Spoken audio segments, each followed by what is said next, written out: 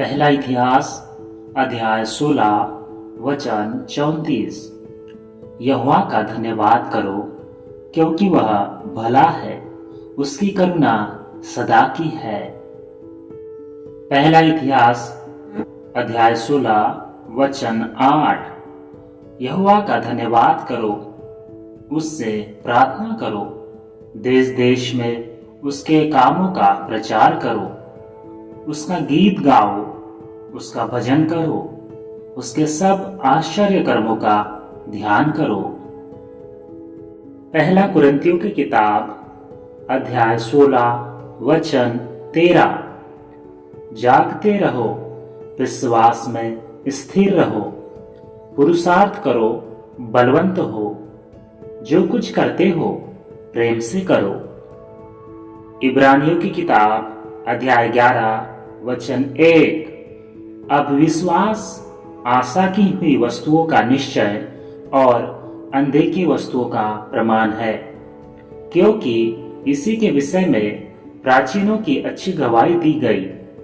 विश्वास ही से हम जान जाते हैं कि सारी सृष्टि की रचना परमेश्वर के वचन के द्वारा हुई है।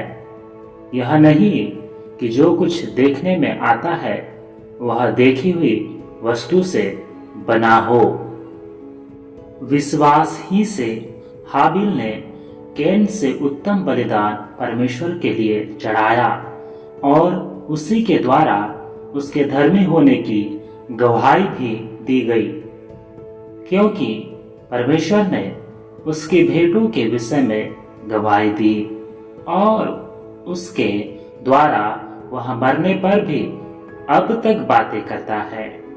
विश्वास ही से हनोक उठा लिया गया कि मृत्यु को न देखे और उसका पता नहीं मिला, क्योंकि परमेश्वर ने उसे उठा लिया और उसके उठाए जाने से पहले उसकी यह गवाही दी गई थी कि उसने परमेश्वर को प्रसन्न किया, और विश्वास बिना उससे प्रसन्न करना अनहोना है, क्योंकि परमेश्वर के पास आने वाले को विश्वास करना चाहिए कि वह है और अपने खोजने वालों को प्रतिफल देता है।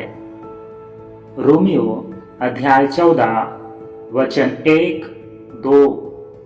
जो विश्वास में निर्बल है उसे अपनी संगति में ले लो, परंतु उसी शंकाओं पर विवाद करने के लिए नहीं, क्योंकि एक को विश्वास है कि सब कुछ खाना उचित है, परंतु जो विश्वास में निर्बल है वह साग पात ही खाता है। लूका अध्याय 1 वचन 37। क्योंकि जो वचन परमेश्वर की ओर से होता है वह प्रभाव रहित नहीं होता है। लूका अध्याय 1 वचन 49। क्योंकि उस सर्वशक्तिमान ने मेरे लिए बड़े बड़े काम किए हैं और उसका नाम पवित्र है, और उसकी दया उन पर जो उससे डरते हैं पीढ़ी से पीढ़ी तक बनी रहती है।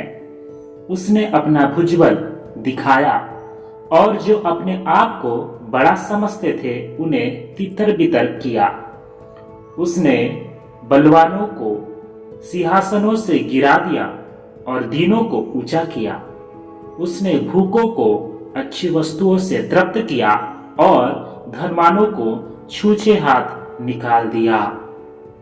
दूसरा कुरिन्थियों की किताब अध्याय 5 वचन 13 से 18। यदि हम बेशुद्ध है तो परमेश्वर के लिए, और यदि चैतन्य है तो तुम्हारे लिए, क्योंकि मसीह का प्रेम हमें विवश कर देता है, इसलिए कि हम यह समझते हैं कि जब एक व्यक्ति सबके लिए मरा तो सब मर गए, और इस वह निमित्त सबके लिए मरा कि जो जीवित है वे आगे को अपने लिए न जिए, परंतु उसके लिए जो उनके लिए मरा और फिर जी उठा।